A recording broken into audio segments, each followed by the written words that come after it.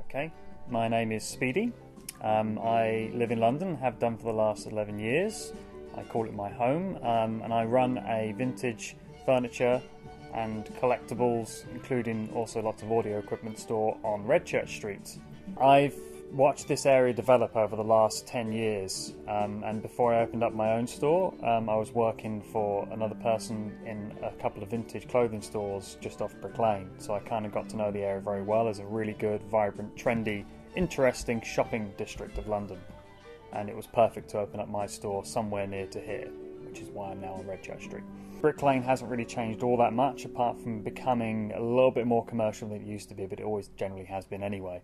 But Redchurch Street has really boomed, and I knew it was going to. Took a bit longer than I suspected it would, but in the last year, since the turn of this year, about 10-12 different establishments have opened up on Redchurch Street alone. Coffee shops, a couple of new galleries, some more retail environments, and it really has boomed, and it's getting progressively better as the years go on. There was already several galleries on Redchurch Street, and that's what Redchurch Street was kind of known for. It was famous for its galleries. But there was also one or two. There was a little cafe and one other retail place on Redchurch Street already. But you could see the potential just by looking at the types of spaces that were available, the type of people that were kind of frequenting between Brick Lane and Shoreditch and using Redchurch Street as an in-between street to converge between the two. And because of its close proximity to Brick Lane and to Shoreditch, just like in between, it was almost inevitable that it was just going to explode with different stores and different things. I opened up the store right at the beginning of the recession when it was become sort of widespread that everyone was going to have difficulties in the economic climate. So because I've lived through that and gone through the worst times, things have just steadily improved since then. But all the problems on the economy didn't really affect me and my business all that much anyway.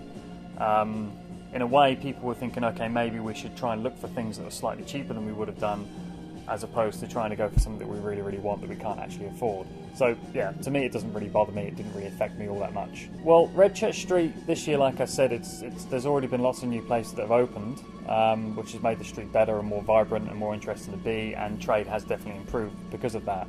But it is also getting slightly commercial. The type of people that have moved in here, maybe not the type of people I would have liked to have had here, but they still have brought extra business to me, so I can't really complain. The amount of coffee shops alone is ridiculous on Redchurch. There doesn't need to be like 4 or 5 coffee shops on this street, but there is.